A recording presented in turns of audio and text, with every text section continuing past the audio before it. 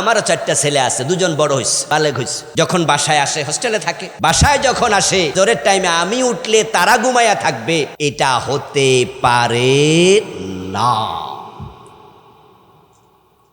আমি ঘুম থেকে উঠে আমার প্রথম দায়িত্ব মুখ ধোয়ার আগে, আমার উজু করার আগে আমার প্রথম দায়িত্ব তাদের রুমে যাওয়া। এই ওঠো, নামাজ। আমার নামাজটা যেমন ফরজ, আমার পরিবারের লোকদের নামাজ পড়ে কিনা এটা খেয়াল রাখা আমার জন্য ফরজ। নিজের 7 বছরের মেয়ে আপনার ওয়াইফকে বলবেন নামাজের সময় যেন তাকে উজু করাইয়া সুন্দর করে স্কার্ফটা মাথায় দিয়া পাশে দাঁড় করাইয়া বলে, মা আমাকে দেখে দেখে তুমি নামাজ শিখো। আপনার 7 বছরের ছেলে মসজিদে যাওয়ার সময় সাথে নিয়ে যাবেন, দুষ্টামি করলে হাতে একটা চকলেট দেবেন, দিয়ে বলবেন যে এই চকলেটটা পুরস্কার, আজকে দুষ্টামি যেন না করো, কালকে না করলে 2টা চকলেট দেব, তোমাকে 10 টাকা দেব। এইভাবে তাকে আপনি আস্তে করে পোষাইয়া পোষ মানাইয়া সুন্দর করে মসজিদে নেবেন, পাশে দাঁড় করাইয়া দেবেন। এইভাবে ট্রেনিং পিরিয়ড হলো 3 বছর। নবীজি বলছে 7 বছরে শুরু করো, 10 যখন হয়ে যাবে ওয়াদরিবুহুম আলাইহা ওয়া হুম আবনাউ 10 সিনিন, 10 হওয়ার পরেও নামাজে অভ্যস্ত যদি না হয়, ট্রেনিং পিরিয়ড শেষ, এখন তাকে প্রয়োজনে শাসন করো। বয়স কত? কথা বলেন না, বয়স কত? আপনার 10 বছরের বাচ্চা, মেয়ে হোক আর ছেলে হোক, নামাজ পড়বে না, শাসন করো। শোনেন, নাবালেগ অবস্থায় বাচ্চাদের আমলনামা খোলা হয় না, আর ছেলে বাচ্চারা নরমালি 14-13 বছরের আগে বালেগ হয় না। মেয়ে বাচ্চারা একটু আগে বালেগা হয়, কিন্তু ছেলেরা বালেগ হয় দেরিতে। নবীজি বলছেন রফি আল কালামু আন সালাসিন আল গোলামু হাত্তা ইয়াহতালিমা, 3 ব্যক্তি থেকে আমল নামার কলম তুলে রাখা হয়, আমল নামা খোলা হয় না, গুনাহও লেখা হয় না, সওয়াবও লেখা হয় না। তার মাঝে একটা হলো বাচ্চা পোলাপান, বালেগ হওয়ার আগে ফেরেশতা আমল নামা খোলে না। তা আপনার ছেলের বয়স 10, এখনো সে নাবালেগ, তার আমল নামা খোলাই হলো না, অথচ ইসলাম বলে, রাসূল বলে তাকে শাসন করো, প্রয়োজনে মাইরা দইরা হলো আস্তে আস্তে করে 2-1টা ছাপ্পর, একটু ধমক, অর্থাৎ তাকে শাসন করে নামাজ শিখাও। তো আমল নামা তো খোলা হলো না, নামাজ কেন এত আগে? কারণ নামাজ এমন এক ইবাদত, বালেগ হওয়ার পরে যেন কোনোদিন 1 ওয়াক্ত মিস না হয়, আগ থেকে প্রস্তুত করো।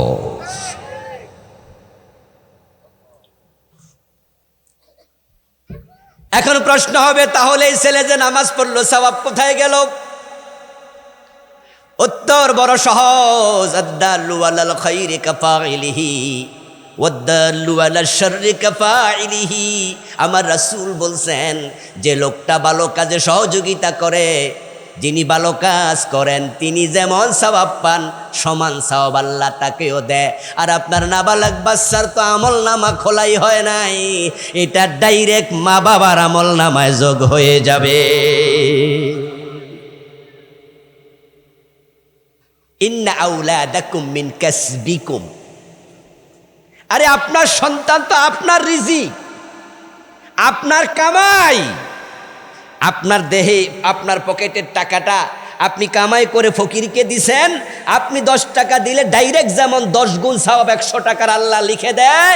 সন্তানকে ঠিকঠাক মতো চালাবেন, তারা পুরা জীবনে আমল করে যত সওয়াব পাবে, আপনাকে আল্লাহ ওই পরিমাণ সওয়াব ফ্রিতে দিয়ে দেবে। এজন্যই তো হাসরের ময়দানে সন্তান কোরআন মানলে নূরের টুপিটা কার মাথায় দিবে? শোনেন নাই, শোনেন নাই? যে কোরআন পড়বে, মাল করাল কোরআন ওয়া আমিলা বিহি ইউলবিসা ওয়ালিদাহু ইয়াউমাল কিয়ামাতি তাজান দাউহু আহসানু মিন দাউইশ শামস। যে কোরআন পড়বে, যে কোরআন মানবে, আল্লাহর নবী বলেন তার মা বাবার মাথার মাঝে নূরের তাজ দেয়া হবে, যেটার উজ্জ্বলতা সূর্যের চেয়ে বেশি। আমার প্রশ্ন হলো, চাকরি করলো কে, বেতন পাইলো কে? যে কোরআন পড়ে, যে কোরআন মানে, টুপিটা তার মাথায় দেওয়া দরকার। আর কমন সেন্স তো এটাই বলে না, কি স্বাভাবিক হিসাব তো। চাকরি করছেন আপনি, বেতন পাবে আপনার বাপ। চাকরি করছেন আপনি, বেতনও পাবেন আপনি। তো কোরআন পড়ছেন আপনি, কোরআন মানছেন আপনি, নূরের তাজ বাবার মাথায়। কারণটা কি? কারণ সন্তান হচ্ছে বাবার কামাই। তাদেরকে যখন মা বাবা ঠিকঠাক রাস্তায় রাখে, আল্লাহ এত সম্মান দেয়। তাই সন্তান আমল করবে, নূরের টুপিটা আল্লাহ বাবার মাথায় পড়াইয়া দেবে। খুশি হইলেন তো? কিন্তু যে বাবা সন্তান নামাজ পড়ে না, হেরে আল্লাহ কি করবে? এই যে আপনি কাফেরের সাথে বসবাস করছেন, আপনার স্ত্রী বেনামাজি, কারো কারো মেয়ে বেনামাজি, বাবা নামাজ পড়ছে, বাবা রোজা রাখছে। হাজি সাহেব, মেয়েটা দেবিদ্যার হাই স্কুলে পড়ে ক্লাস 10-এ, এখনো বোরকা সিলাইয়া দেন নাই। মেয়েটা দেবিদ্যার মহিলা কলেজে পড়ে, দেবিদ্যার কলেজে পড়ে। আপনার যুবতী মেয়েটা, আপনার নিজের বউটা বোরকা সারা, পর্দা সারা রাস্তায় নামতেছে, এমন বাবা 2-4 জন সমাজে আছে না নাই? আমি মসজিদের সভাপতি চিনি, মসজিদের সেক্রেটারি চিনি, মসজিদের কেশিয়ার চিনি, বড় বড় বিশাল বিশাল মাদ্রাসার সভাপতি আছে, নিজের বউ পর্দা করে না, নিজের মেয়েও পর্দা করে। অথচ উনি হাজি, উনার এত বড় দাঁড়িয়ে আছে, উনি লাখ লাখ টাকা মানুষকে সাদাকা করেন। শোনেন, আপনাকে ওয়াও শব্দ দিয়া আল্লাহ তাআলা পরিবারের সাথে বাইন্দা দিস। কোরআনে আছে ওয়ারকাউ ওয়াসজুদু। ওয়ারকাউ মানে রুকু করো, ওয়াসজুদু মানে সেজদা করো। এখন আপনি শুধু রুকুটা করছেন, সেজদাটা করেন নাই, নামাজ হইব তো? ওয়াও দিয়া দুইটাকে একসাথ করছে। আপনি রুকু করা যেমন ফরজ, সেজদা করাও ফরজ। জাহান্নাম থেকে নিজে বেঁচে থাকার চেষ্টা করা যেমন ফরজ, পরিবারকে বাঁচানোর চেষ্টা করাও ফরজ। নবীজি বলছেন আদ-দায়ুসু লা ইয়াদখুলুল জান্নাহ। যারা দায়ুস হবে মানুষের মাঝে, কিছু আছে দায়ুস যারা জান্নাতে ঢুকবে না। এখন দায়ুসকে নবীজি বলছেন, দায়ুস হচ্ছে আল্লাযী লা ইউবালি মান ইয়াদখুলু বাইতাহু। দায়ুস হলো সেই বাবা, যে বাবা তার মেয়ে কার সাথে মিশে এ নিয়ে তার কোনো খবর নাই। এলাকার লোকেরা এসে বলছে, ভাই আপনার মেয়েটা তো দেখতেছি একটা ছেলের সাথে একটু কেমন জামি হাসি তামাশা গল্প গুজব বেশি করে, হাতে দৌড়ে দৌড়ে হাঁটে। এটা শোনার পরে বাবা কয়, আর এই বয়সে একটু একটু, এমন কিছু বাবা আছে না, ওর বউ ফরকিয়া করে, বউ আরেক ছেলের সাথে প্রেম করে। এটা শোনার পরেও স্বামী কয়, কিটা করতাম, কথা তো শোনে না, মানা তো করছি, শোনে না তো, আচ্ছা তা করুক গা, হের হিসাব হে দিব। যেই বাবা তার মেয়েকে পর্দা করায় না, সে বাবা দায়ুস। যে স্ত্রীকে স্বামী পর্দায় রাখে না, সে স্বামী দায়ুস।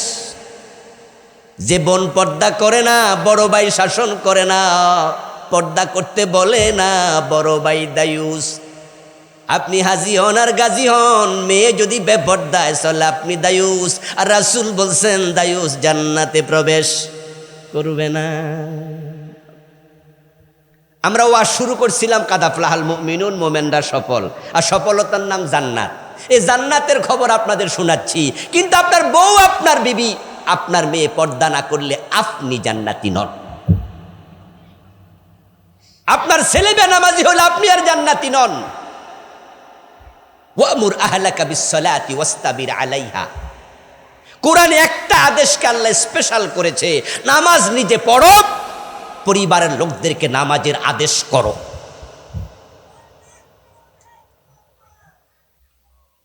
হাদিসে আসছে, মান তারাকা সালাতাম মুতাআম্মিদান ফাকাদ কাফার। যে ব্যক্তি ইচ্ছা করে নামাজ ছেড়ে দিল, সে কুফরি করলো। ঈমান আনলে মুমিন হয়, কুফরি করলে কি হয়? ওমা বুঝেন না, কবেন না এটা না। ঈমান আনলে কি হয়? তো কুফরি করলে কি হয়? শিরিক করলে কি হয়? নেফাক করলে কি হয়? মুনাফেক হয়। শিরিক করলে মুশরিক হয়, ঈমান আনলে মুমিন হয়, কুফরি করলে কাফের হয়। তো নবীজি বলছে, যে নামাজ ছেড়ে দিল সে কুফরি করল। এর মানে সে নিজেকে আর মুমিন দাবি করার অধিকার নাই। এবার একটু বলটা আপনার কোর্টে দেই। আপনি নামাজি, কিন্তু আপনার ঘরে 2-1 জন বেনামাজি, এমন ঘরও আছে না নাই? তাহলে আপনি বসবাস করছেন কার সাথে? কাফেরের সাথে।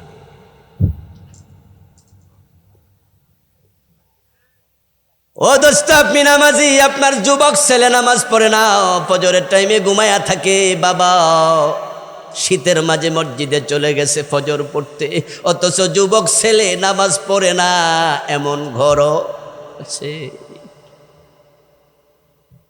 কু আনফুসাকুম ওয়া আহলিকুম নারা, এই আয়াতে ওয়াও শব্দ দিয়ে আপনাকে বেঁধে ফেলা হয়েছে পরিবারের সাথে। জাহান্নাম থেকে তুমি বাঁচো, তোমার পরিবারকে বাঁচাও। এই জন্য সন্তানের বয়স যখন 7, তখন তাকে নামাজের প্রস্তুতির ট্রেনিং। মুরু আউলাদাকুম বিসসালাহ ওয়া হুম আবনাউ 7 সিনিন, 7 বছর থেকে প্রস্তুতি। নবীজি সাল্লাল্লাহু আলাইহি ওয়াসাল্লাম নিজেও তো জান্নাতের পথ চিনতেন না কোরআন আসার আগে। আল্লাহ তাআলা কোরআন মাজিদে এটা বলেছেন, আপনি জানতেনই না মাল কিতাবু ওয়ালাল ঈমান, কোরআন আসার আগে কিতাব কি, ঈমান কি, আপনি এটা জানতেন না। ওয়া ওয়াজাদাকা দাল্লান, এরপরে কি আছে? ফাহাদা।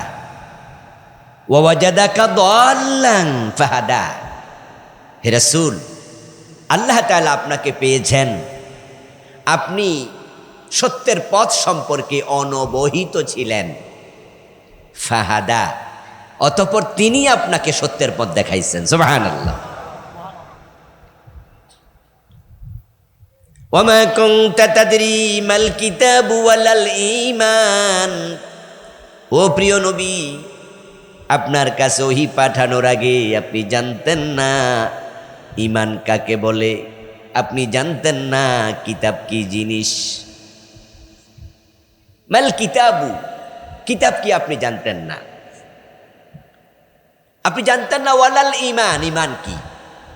আমি আপনাকে কিতাব দিয়েছি, আমি আপনাকে ঈমান শিখিয়েছি, আমি আপনাকে পেয়েছিলাম অনবহিত অবস্থায়। ফাহাদা, অতঃপর আল্লাহ তাকে হেদায়াত দিয়েছেন।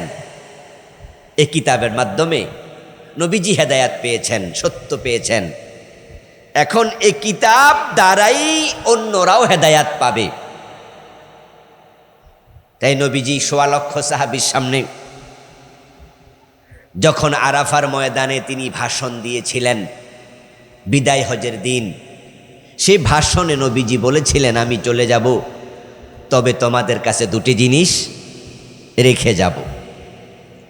লান তাদিল্লু, তোমরা কখনোই পথভ্রষ্ট হবে না, পথহারা হবে না।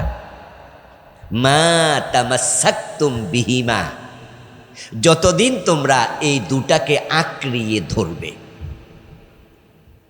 তাহলে কথার ডিজাইন দেখেন, যতদিন পর্যন্ত তোমরা এই 2টাকে আঁকড়িয়ে ধরবে ততদিন পথভ্রষ্ট হবে না, পথহারা হবে না।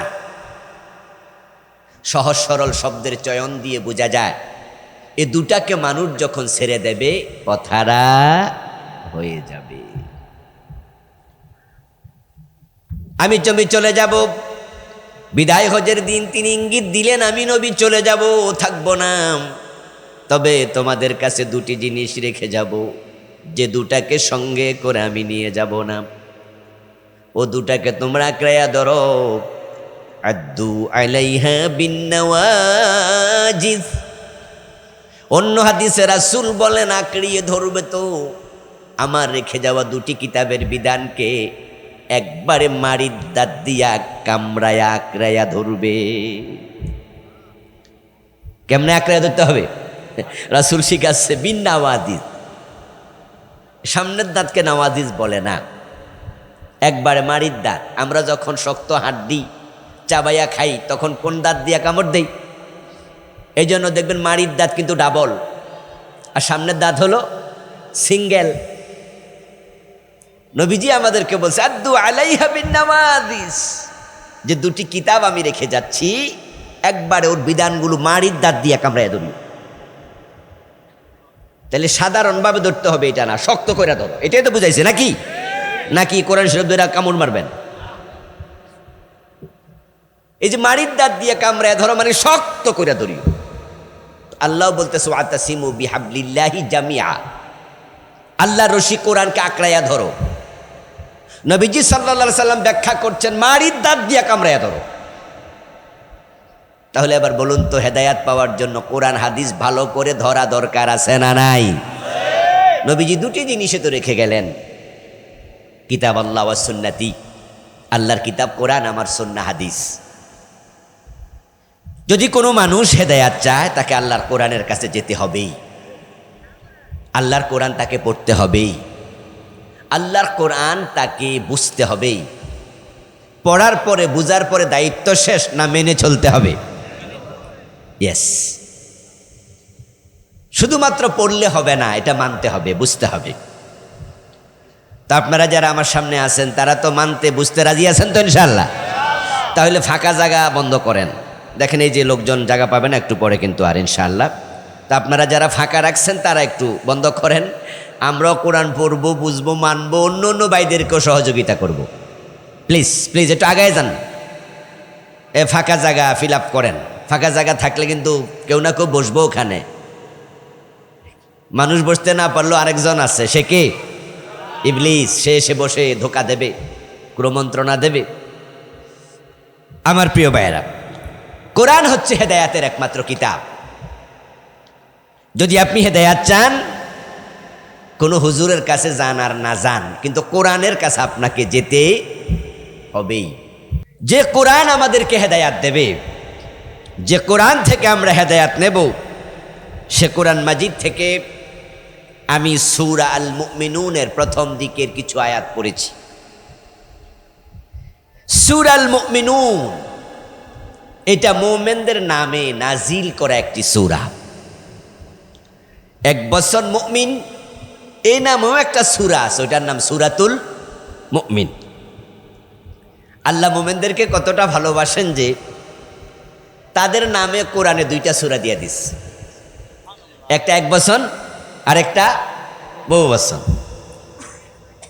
1 বছর দিয়ে তিনি বুঝাচ্ছেন যে প্রতিটা মুমিন আল্লাহর কাছে সম্মানী। সুবহানাল্লাহ পড়েন।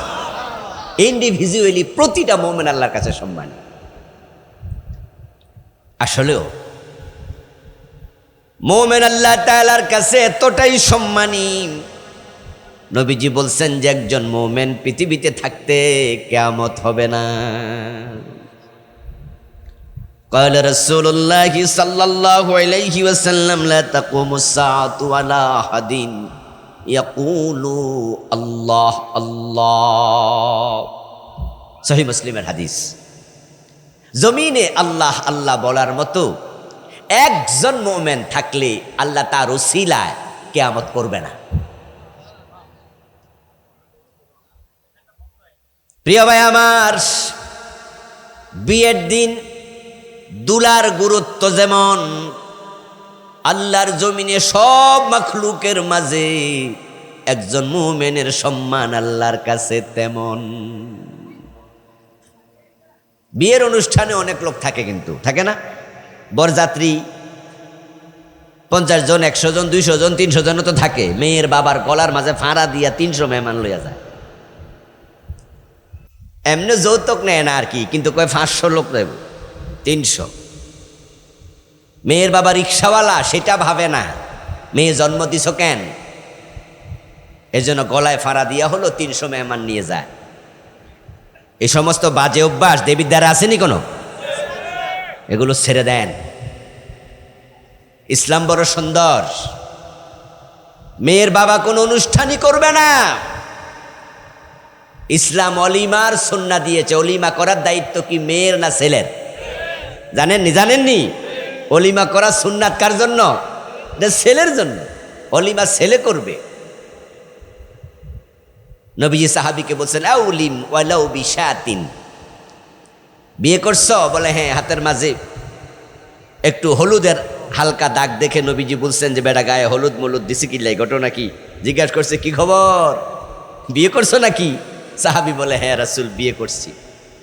তো বিয়ে করলে দাওয়াত টাওয়াজ যে দিলা না? আউলিম ওয়ালাউ বিশাতিন, যাও একটা ছাগল জবে করো, হলো অলিমা করো। অলিমার দায়িত্ব ছেলের, এটা মেয়ের দায়িত্ব না। মেয়ের বাবাকে ইসলাম একবারে নিশ্চিন্ত রেখেছে, মেয়ে জন্ম দিয়ে কোনো বাবা যেন টেনশন করা না লাগে।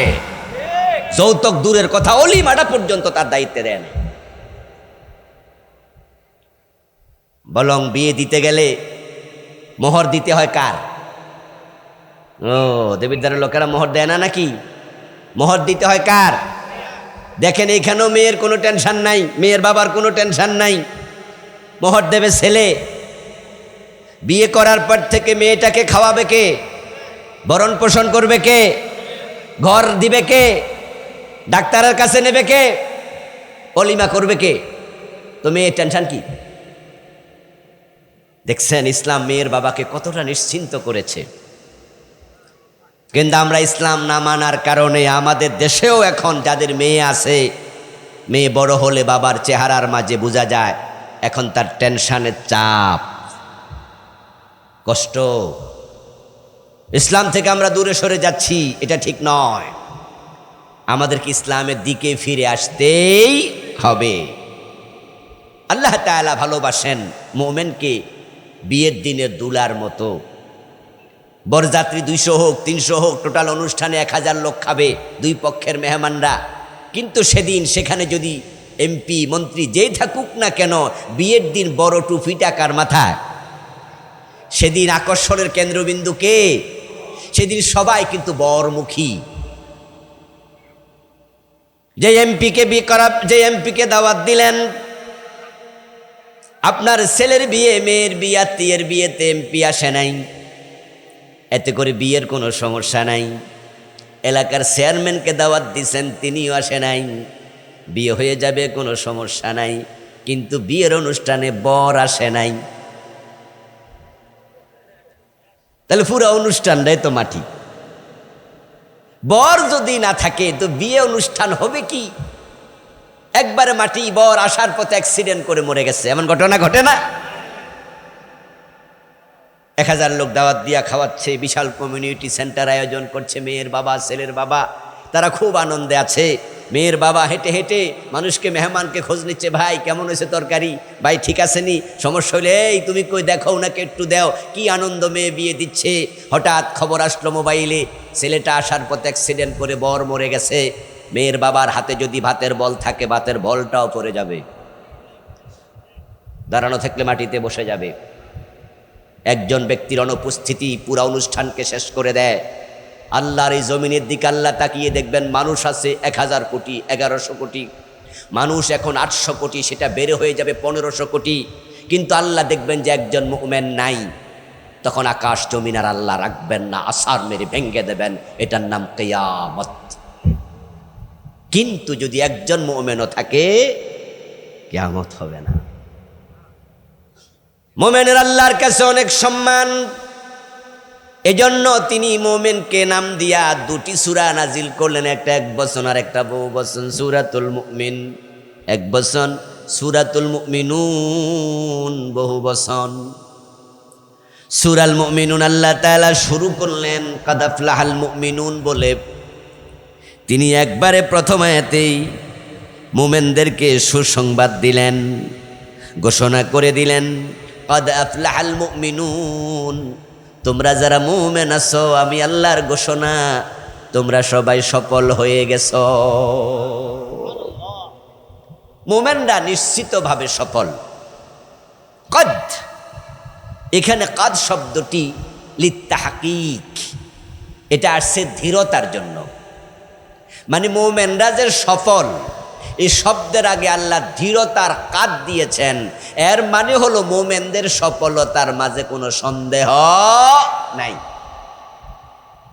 যারাই মুমিন তারাই সফল, হোক সে রিক্সাওয়ালা, হোক সে দিনমজুর, হোক সে পরের বাড়ির ভাড়াটিয়া। খাওয়ার জন্য খাবারও নাই, থাকার জন্য ঘর নাই, পরিধান করার জন্য ভালো কাপড় চোপড় নাই। রিক্সা যে চালায় সেটাও নিজের না, ভাড়া রিক্সা। থাকে জায়গায় যেটা, ওটাও নিজের না, পরের জায়গা, অথবা সরকারি কোয়ার্টার, অথবা ফুটপাতে। কিন্তু সে মুমিন। আল্লাহ বলে মুমিন যদি হয়, সে রিক্সাওয়ালা হোক, গরিব হোক, আমি আল্লাহর ঘোষণা সে সফল।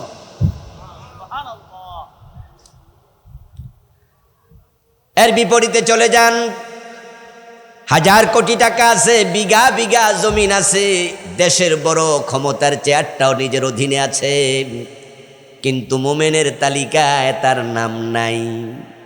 আল্লাহর ভাষায় সে ব্যক্তি সফল মানুষ নয়, সে ব্যর্থ। মোমেন সফল, কাফের ব্যর্থ। এখন সফলতার সংজ্ঞা কি? আল্লাহ যে কথাটা বলল, এটা তো না বুঝলে মনে হবে কি বলল আল্লাহ এটা, কিন্তু আমরা সকলে তো এতটুকু বিশ্বাস রাখি আল্লাহর কথার মাঝে কোনো ভুল নাই। তো মোমেন সফল মানে হচ্ছে মোমেন জান্নাতি। সুবহানাল্লাহ পড়েন। মোমেনরা কি? আর যত কাফের তাদের মাঝে জান্নাতি আছে কয়জন? কোন কাফের জান্নাতে যাবে না। জান্নাত হচ্ছে সফলতা, তাই যে জান্নাত পায়নি সে ব্যর্থ। কোন কাফের জান্নাতে যাবে না, এর মানে সকল কাফের ব্যর্থ। আর সকল মোমেন জান্নাতি, এর মানে মোমেনরা সফল। অতটুকু শোনার পরে আপনার কাছে মনে হতে পারে তাহলে আমি মোমেন, আমিও তো জান্নাতি। আমি বলবো নিশ্চয়ই। যদি আপনি মোমেন হন তাহলে আল্লাহ তাআলা মোমেনদেরকে জান্নাত দেবেন, তিনি কোরআনে ওয়াদা করেছেন। আর আল্লাহ কখনো ওয়াদা খেলাফ করেন না। কিন্তু প্রশ্ন হলো, আপনি কি আদৌ মুমিন? আপনি যে দাবি করলেন আপনি মুমিন, এ দাবিটা কি ঠিক? আহসিবান নাস আন ইউতরাকু আন ইয়াকুলু আমান্না ওয়া হুম লা ইফতানুন। আল্লাহ তাআলা কোরআন মাজিদে বলেন, মানুষ কি মনে করছে আমি ঈমান এনেছি, এ কথা বললে জান্নাত দিয়ে দেব? তার ঈমান আসল না ভেজাল? পরীক্ষা বুঝি করব না? ঈমানদারদের মাঝেই মুশরিক ঢুকে আছে, মসজিদের মাঝে মুনাফিক ঢুকে আছে, এ মুমিনের কাতারের মাঝে কিছু কাফেরও ঢুকে আছে। আব্দুল্লাহ ইবনে উবাই, সে মুনাফিকদের সর্দার। সে কি মসজিদে রাসূলের সাথে নামাজ পড়ে নাই? তো নামাজ পড়লে বুঝি মুমিন? আজকে যারা কাদিয়ানি, আমাদের সকলের ফতুয়া তারা কাফের, কিন্তু কাদিয়ানিরা কি মসজিদে নামাজ পড়ে না? যারা পীর সাহেবের মাজারে গিয়ে সেজদা দেয়, পীরের পায়ে মাথা লুটাইয়া দেয়, ওই পীরের পায়ে সেজদা দেয়া মানুষটা আমাদের ফতুয়ায় মুশরিক, কিন্তু ওই লোকটাই তো আবার জুমার দিন ইমাম সাহেবের পিছনে জুমার নামাজ পড়ে। মেজবান্ডার দরবারে যখন লোকজন পুরুষ মহিলা এক জায়গায় হয়ে লাপাইয়া লাপাইয়া জিকির করে, তাদের জিকিরের মাঝে কি লা ইলাহা ইল্লাল্লাহ শব্দটা নাই? তারা যখন ঢোল বাজায় তখন কি আল্লাহু আল্লাহু বলে ঢোল বাজায় না? তাহলে কালেমা তো তারাও পড়ছে, দাবি করছে তারাও মুমিন। আমার বন্ধু মুমিন সফল, কোনো সন্দেহ নাই, কিন্তু কালেমা পড়লে মুমিন নয়, মুমিন দাবি করলে মুমিন নয়। এখন কে মুমিন? মূলত আল মুমিন হচ্ছে ওই ব্যক্তি, আল ঈমান হুয়া তাসদীকু মা জাআ বিহিন নবী সাল্লাল্লাহু আলাইহি ওয়াসাল্লাম মিন ইনদিল্লাহ। যার ঈমান আছে সে মুমিন। আর ঈমান মানে হলো আল্লাহর পক্ষ থেকে যে কিতাব নবীজি নিয়ে এসেছেন, এ পুরাটা কিতাবে বিশ্বাস স্থাপন করা। যার পুরা কোরআনের উপরে বিশ্বাস নাই সে মুমিন নয়। মুমিন মানে হলো এই কিতাবের বিসমিল্লাহর বা থেকে মিনাল জিন্নাতি ওয়ান নাসের সিন পর্যন্ত এই সবটাকে আপনি অন্তঃকরণে মেনে নেয়া, সর্বান্তকরণে বিশ্বাস করা। এখানে যা আছে আপনি বলবেন আমি সবটার সাথে একমত, এটার নাম ঈমান। আর যে একমত হলো তার নাম হলো মুমিন। এখন কাদিয়ানীরা এটা মানতে যাইয়া একটা জায়গায় ওরা কয় যে না, আমরা এখানে না, সেটা কি? নবী মুহাম্মদ শেষ নবী। রাসূল যে শেষ নবী, এ কথা কি এটার ভিতরে নাই? মা কানা মুহাম্মাদুন আবা আহাদিম মির রিজালিকুম ওয়ালাকিন রাসূলুল্লাহি ওয়া খাতামান নাবিয়্যিন। প্রিয় ভাইরা, বলছিলাম যে এ কোরআনের সাথে যদি আপনি কোথাও সামান্য দ্বিমত করেন, তাহলে আপনি ইমানদারের তালিকায় নাম আর থাকলো না। ইমান মানে হচ্ছে এটাতে যা আছে একবারে একটা অক্ষরের সাথে দ্বিমত করা যাবে না।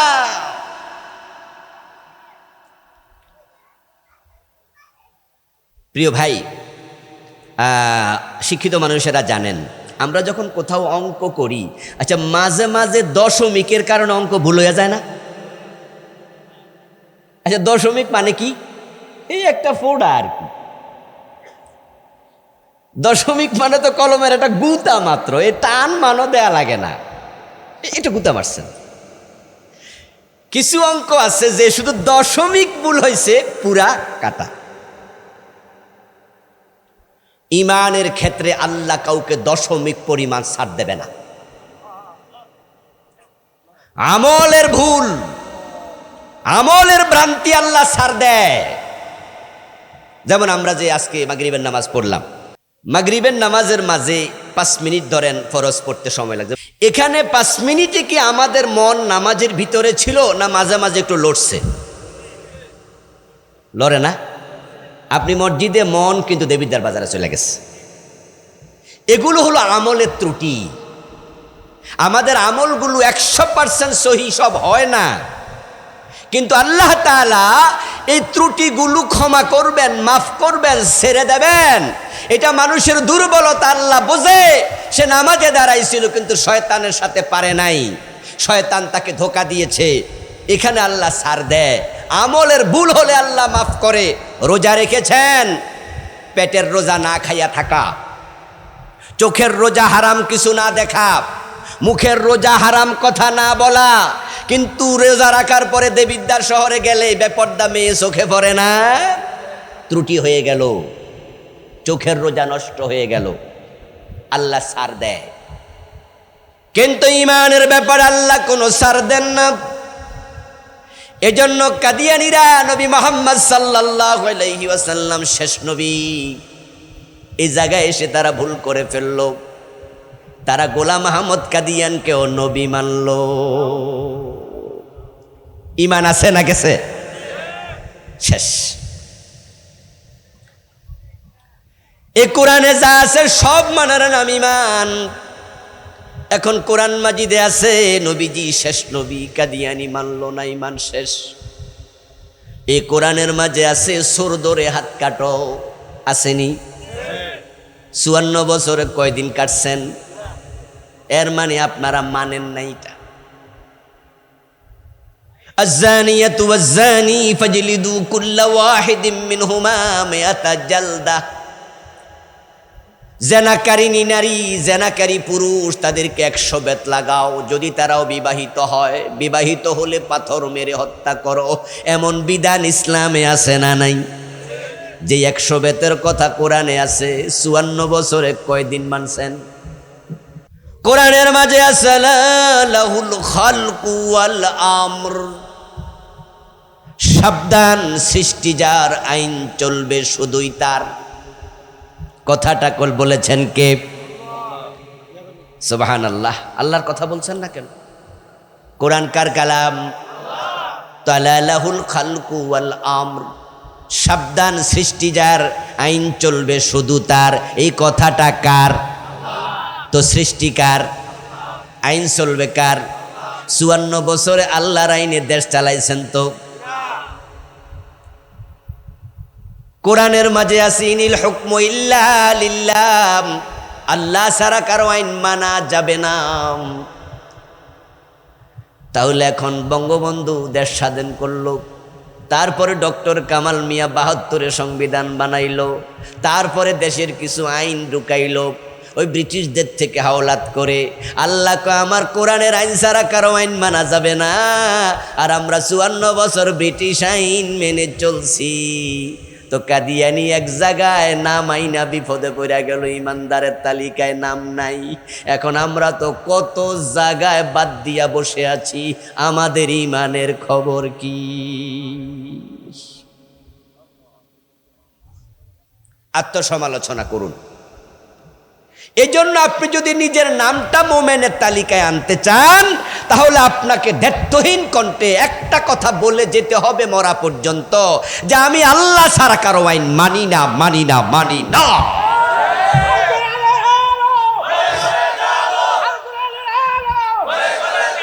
আমার প্রিয় ভাই, এটা আপনি এই জন্যই বলবেন যে আপনার নাম যেন কোনোদিনও মোমেনের তালিকা থেকে বাদ না যায়।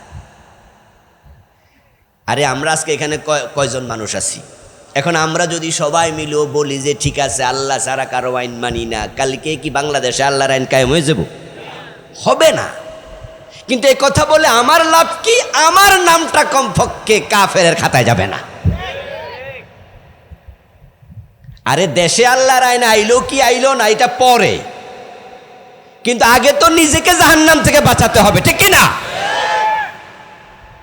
আল্লাহর আইনের ব্যাপারে যখন কথা আসে, তখন যদি আপনি সেখানে দুদিল বান্দা হন, হুজুরের কথা ঠিক, আল্লাহর আইনে মানা লাগবে, তবে এই ঈমান শেষ।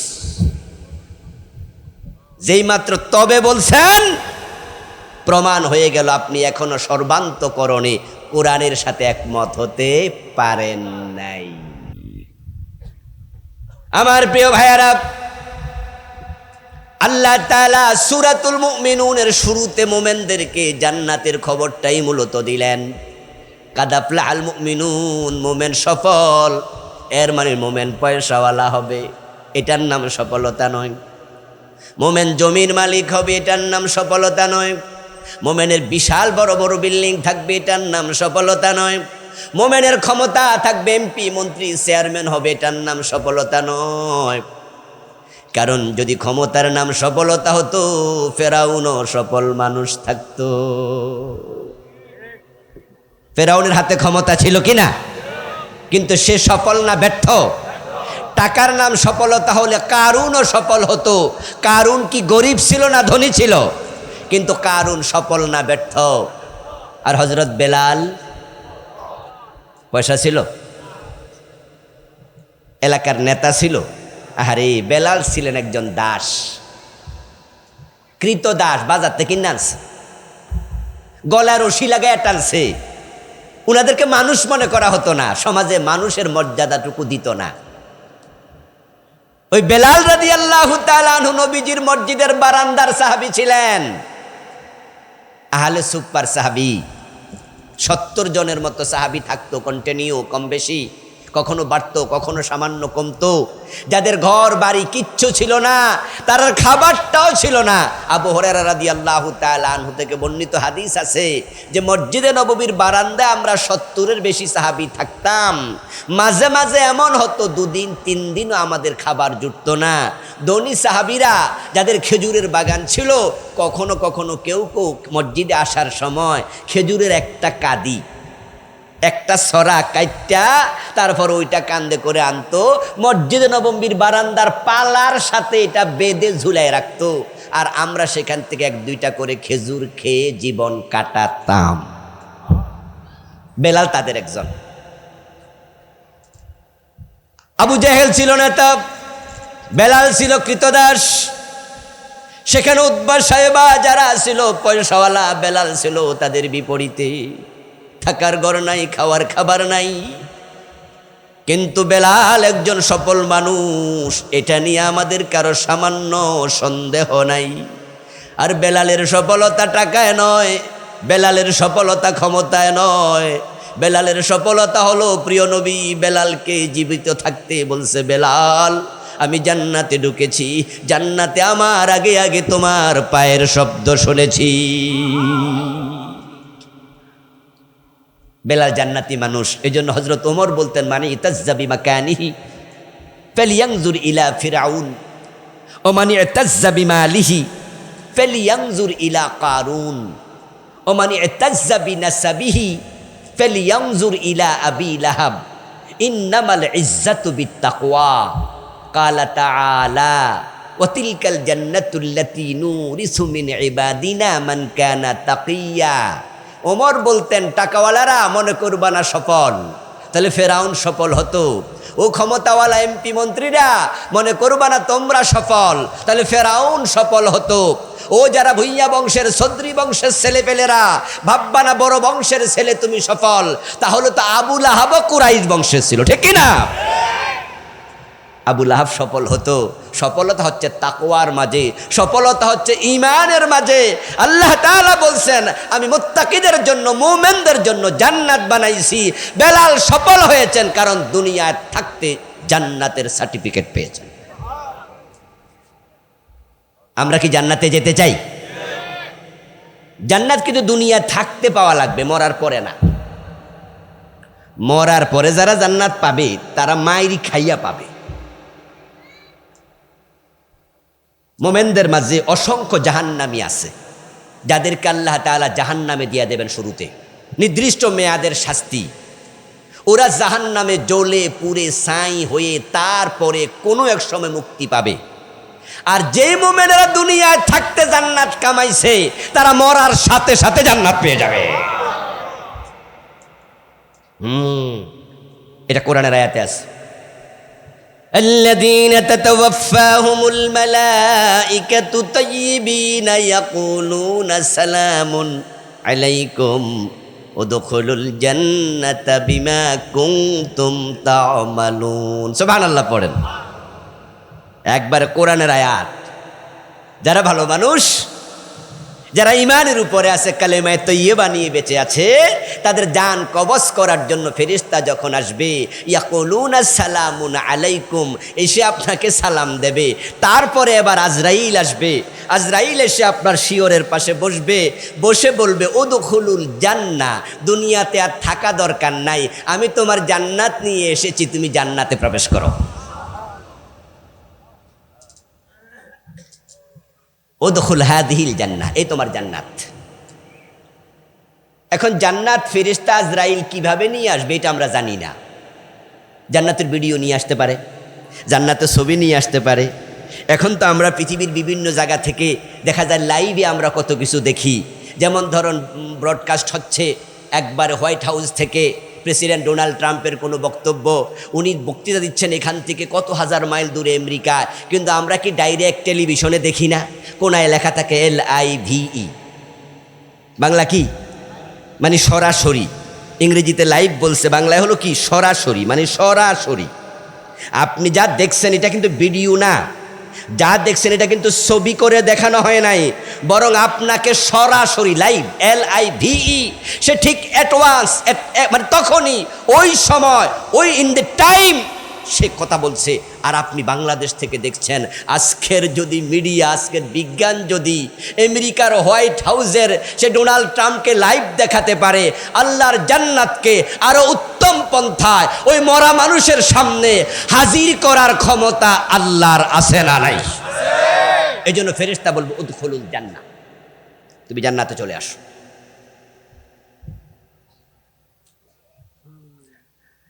প্রিয় ভাইরা, সূরা ইয়াসিন তো আপনাদের মুখস্থ, অনেকে সূরা ইয়াসিন পড়েন।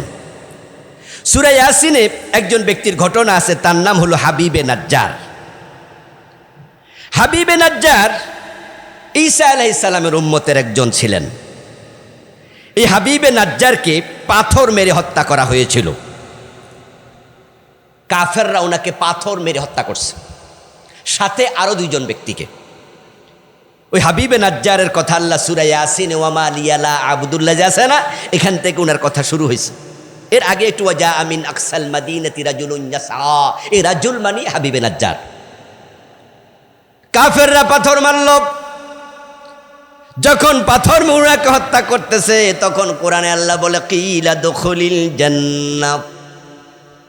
কাফেররা দেখলো পাথর রক্ত ফিনকে দিয়ে বের হচ্ছে, পাথরের আঘাতে আস্তে আস্তে করে শরীরটা একবারে ঢলে পড়ল, নিথর হয়ে গেল। মানুষ দেখলো পাথর খেয়ে মরে গেছে। আর কোরআনে আল্লাহ বলে কিলা দুখুলিল জান্নাহ, তার রূহ বের হওয়ার সময় ফেরেশতারা বলছে তুমি জান্নাতে ঢুকে যাও।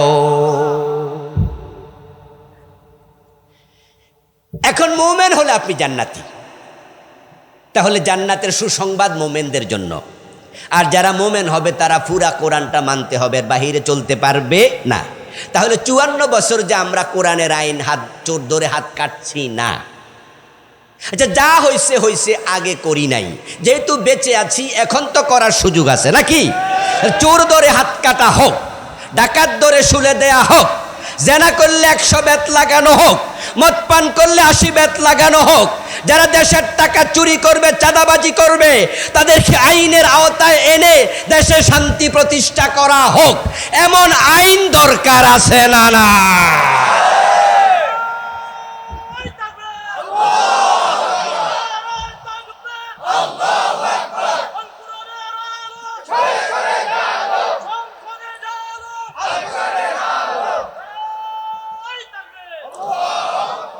আমরা আপনাদের কাছে ফেরেশতাদের কাহিনী শোনাচ্ছি না, শোনাচ্ছি মানুষের কাহিনী। কোরআনের প্রতিপাদ্যই হলো মানুষ। হযরত ওমর ফারুক রাদিয়াল্লাহু তাআলা আনহু যখন রাষ্ট্র চালাইছেন, তখন কি মদ খাইলে 80 বেত দেয়া হতো না? নিজের ছেলেকে দেন নাই? নবীজি সাল্লাল্লাহু আলাইহি সাল্লাম যখন রাষ্ট্র চালাইছেন মদিনায়, তখন কি চুরি করলে হাত কাটা হতো না? নবীজি কি বলেননি যে আমার মেয়ে ফাতেমা চুরি করলে আমি তার হাতও কাটবো? তাহলে নবীজির ইসলাম, ওমরের ইসলাম আর আমাদের ইসলাম কি আলাদা না এক? তো আমরা কেন করতে পারবো না? কেন করতে পারবেন না? আল্লাহ যদি আপনার ধরে, নামাজ পড়ো না এই প্রশ্ন আল্লাহ করবে, রোজা রাখো না এই প্রশ্ন করবে, তো আল্লাহর আইন মানো নাই জমিনে এই প্রশ্ন করবে না? আহসিবান নাস আন ইউতরাকু আন ইয়াকুলু আমান্না ওয়া হুম লা ইফতানুন। মানুষ কি ভাবছে ঈমান এনেছি বললে ছেড়ে দেব, আমি কি পরীক্ষা করব না? এই যে সামনে নির্বাচন আসতেছে, আপনারা তো স্লোগান দেবেন আমার ভোট আমি দেব যাকে খুশি। না রে দোস্ত, ওই অধিকার তোমার নাই, ভোট একটা আমানত, তাই যাকে খুশি তাকে দিও না, প্রতিটা কাজের হিসাব আল্লাহর কাছে দিতেই হবে। তাই তুমি খোঁজ করে বের করো আল্লাহর আইনের পক্ষে কারা আছে। আমার যা মনে আছে আমি তাই করব, এটা তো মুসলমানের কথা হতে পারে না। আমরা যারা মুসলিম, আমাদের পরিচয় আমরা আল্লাহর বান্দা, আমরা আল্লাহর গোলাম। আমরা কেউ স্বাধীন না, আমরা আল্লাহর অধীন। আমাদের পরিচয় আমরা গোলাম। তাহলে গোলামদের একজন মালিক আছে না নাই? কুল আউযু বিরাব্বিন নাস, মালিকিন নাস, ইলাহিন নাস। আমরা নাস, আমরা মানুষ, আমাদের মালিক আছে, ইলাহ আছে, রব আছে। তো আমরা তো যা মনে ছাতা করতে পারি না। আপনার আঙ্গুলের চাপ কিন্তু আল্লাহ হিসাবে রাখবে। এক বিস্ময়কর সৃষ্টি এই আঙ্গুল। এজন্যই তো জমির দলিল করার সময় কি লাগে, যতই শিক্ষিত হোক টিপটা কিন্তু নেয়, কারণ সিগনেচারও ভেজাল হয়, টিপের মাঝে কোনো। সুবহানাল্লাহ। ব্রিটিশরা যে ভোটের সিস্টেম বানাইছে, ওই সিস্টেমও কিন্তু টিপ রাখছে। আজকের পৃথিবীতে মানুষের সংখ্যা প্রায় 800 কোটি। একজনের চেহারা আরেকজনের সাথে মিলে যায়, কিন্তু আঙ্গুলের চাপ, টুইন বেবি যারা যমজ, তাদের মাঝে দুই বোনের চেহারা একরকম, এমনও আছে। মা বাবাও চিনে না কোনটা ফাতেমার কোনটা জয়নব। এত নিখুঁত মিল, নাক, চোখ, কান, দুই ভাইয়ের চেহারা একবারে দেখতে একরকম। বউরা পর্যন্ত টেনশনে পড়ে যায় কোনটা হাজব্যান্ড কোনটা দেবর। কিন্তু আঙ্গুলের চাপ কখনো মিলে না। এই যে 800 কোটি মানুষের আঙ্গুলের চাপ 800 রকম। আপনার এই আঙ্গুলের চাপ আল্লাহর খাতায় লিপিবদ্ধ হবে।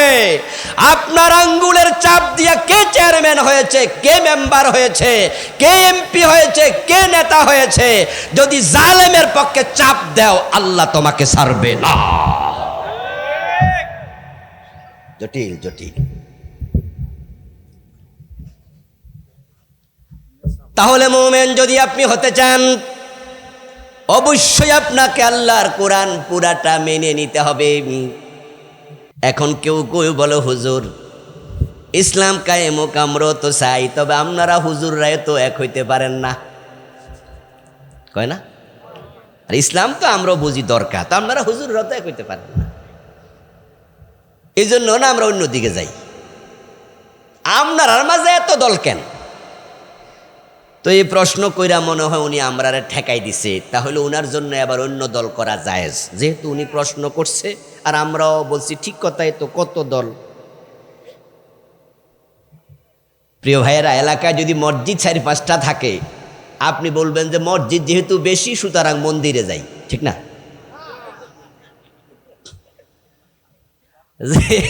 তো মসজিদ গ্রাম হইলো একটা, মসজিদ হলো 5টা, তো কোন মসজিদে আর যাবো, যা মন্দিরে ঢুকে যাবো, এ সুযোগ আছে?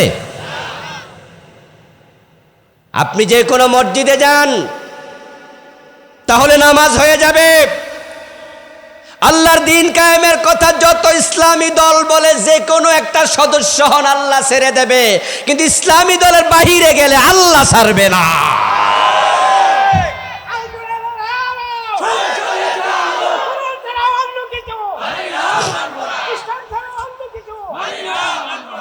বুঝ কিন্তু নিয়েন। আরে যদি চৈত্র মাসে বৈশাখ মাসের ওয়াজ হইব, যখন যে ওয়াজ দরকার, বাংলাদেশে নির্বাচন আসতেছে, ইসলামে নির্বাচন, ভোট, নেতা, ইসলামী রাষ্ট্র, এগুলা কি কোরআনে নাই? নামাজ যেমন আছে, রাষ্ট্রের কথা ইসলামে আছে। ইসলাম তো আমাদের জীবনের সাথে সম্পৃক্ত, আমাদের জীবনের সাথে সম্পৃক্ত। জীবন ও ধর্ম এটা আলাদা হতে পারে? বরং আমাদের জীবনটাই তো ধর্ম দিয়ে চলবে। ঘুম থেকে যখন উঠি তখন কি ধর্ম নাই? উঠেই আমরা যারা মুমিন, আমরা উঠেই চোখ মেলেই পড়ি আলহামদুলিল্লাহিল্লাযী আযহাবা, আলহামদুলিল্লাহিল্লাযী আহইয়ানা বা'দা মা আমাতানা ওয়া ইলাইহিন নুশুর, আশহাদু আল্লা ইলাহা ইল্লাল্লাহু ওয়াহদাহু লা শারীকা লাহু লাহুল মুলকু ওয়া লাহুল হামদু ইহয়ি ওয়া ইউমীতু ওয়া হুয়া আলা কুল্লি শাইইন। আরো কত দোয়া। আবার যখন ঘুমাতে যাব, চলে গেল আজকে দিনের 12 ঘন্টা, 14 ঘন্টা, 16 ঘন্টা, ঘুমাতে গেলে আবার বলি আল্লাহুম্মা বিসমিকা। আবার ঘুম থেকে ওঠার পরে দোয়া পরে টয়লেটে ঢুকবো, তখনও ভাবি ডান পা না বাম পা, ঢুকতে কোন দোয়া, বের হতে কোন দোয়া, খাইতে গেলে ভাবি ডান হাতে না বাম হাতে, খাওয়ার দোয়া আছে, ঘুমানোর দোয়া আছে, ঘর থেকে বের হওয়ার দোয়া আছে। একজন মুমিনের পুরাটা জীবন চলবে ইসলাম দিয়ে। আমার প্রিয় ভাইয়েরা, আপনি বললেন যে হুজুররা আপনারা এক হতে পারেন নাই, তাহলে কোরআনের আইন কেমনে কায়েম হবে? আমি বলবো দোস্ত, হুজুররাই শুধু জান্নাতে যাবে, অন্যদের জান্নাত দরকার নাই। তাহলে হুজুররা যদি ইসলাম কায়েম করতে ব্যর্থ হয়, আপনারা যারা হুজুর না, ইসলাম কায়েমের আন্দোলন আপনাদেরও শুরু করা দরকার আছে না নাই? ধরেন আপনাদের এই এলাকায় 4-5 জন হুজুর আছে, একজনও নামাজ পড়ে না, আল্লাহ না করুক, ধরেন যে একজনও নামাজ পড়ে না, তা আপনারা যারা জেনারেল মানুষ আছেন, আপনারা নামাজ পড়া বন্ধ করে দিবেন? আপনারা বলবেন যে হেরা নামাজ পড়ে না, হুজুর হইয়া হেরার জবাব আল্লাহর কাছে দিব, কিন্তু ওদের কারণে আমি তো বেনামাজি থাকতে পারি না, ঠিক কিনা? আবার কোন আলেম আছে, কোন ভাই আছে যারা একটু বেশি সুফি, মানে ওরা শুধু সব জায়গায় দোষ পায়, খোঁজে। কি দোষ পায়? হুজুর আমি চিনি ইসলামী দল বাংলাদেশে মোট 14টা আছে। আচ্ছা হুজুর, একটাও খাঁটি দল না, তো কোনটা জামু? তখন আমি বলি দোস্ত, আপনি তো একজন ফেরেশতার মতো মানুষ, এই জন্য আপনার একটা দায়িত্ব হলো, যদি 14টা খারাপ হয়, আপনি 15 নাম্বার একটা ইসলামী দল খোলেন, খুইলে আপনি ইসলাম কায়েমের কাজ শুরু করেন, মানুষকে ডাকেন। আপনি যদি নাও পারেন, কমপক্ষে আপনি ইসলামের পক্ষে ছিলেন, তাই আল্লাহ আপনাকে ছেড়ে দেবে। কিন্তু আপনি কোরআনের আইনের বিপক্ষে গেলে আল্লাহ আপনাকে ছাড়বে না। আল্লাযীনা হুম ফি সালাতিহিম খাশিউন। এখন কোন মুমিন সফল? আল্লাহ তাআলা মুমিনদের জান্নাতের খবর দিয়ে বলতেছে, যারা নামাজের মাঝে হবে বিনয়ী। মুমিন কখনো বিনয়ী নামাজ ছাড়ে না, মুমিন কখনো বেনামাজি হতে পারে না। যে বেনামাজি হয়ে যায় সে আর মুমিন থাকে।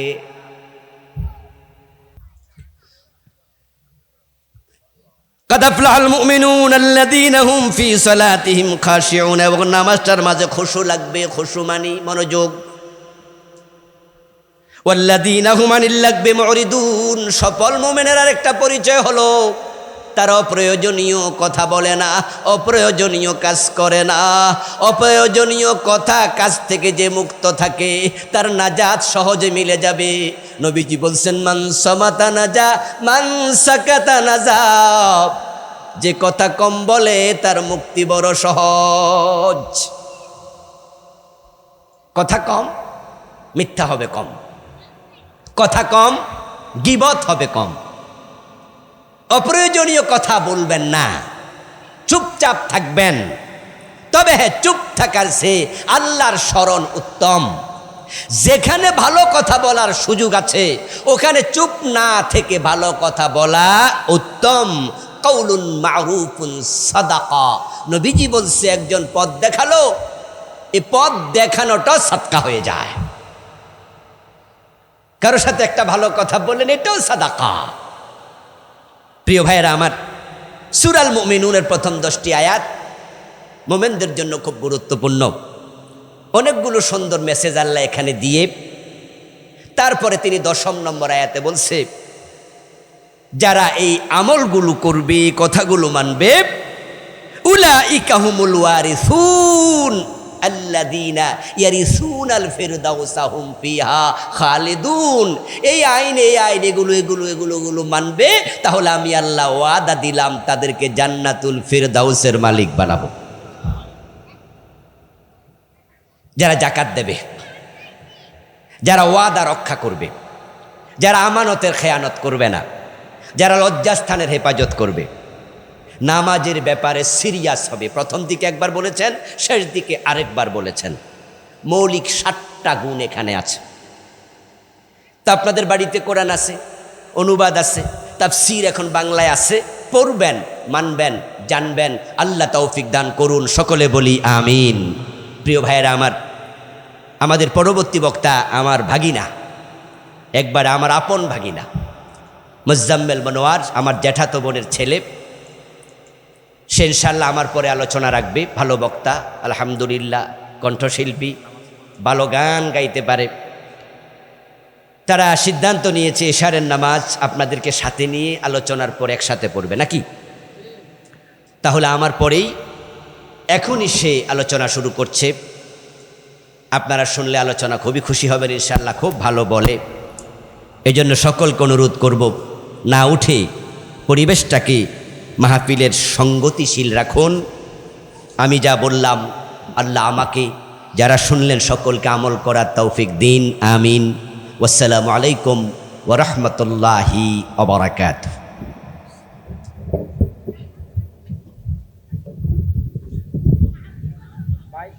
বসেন না,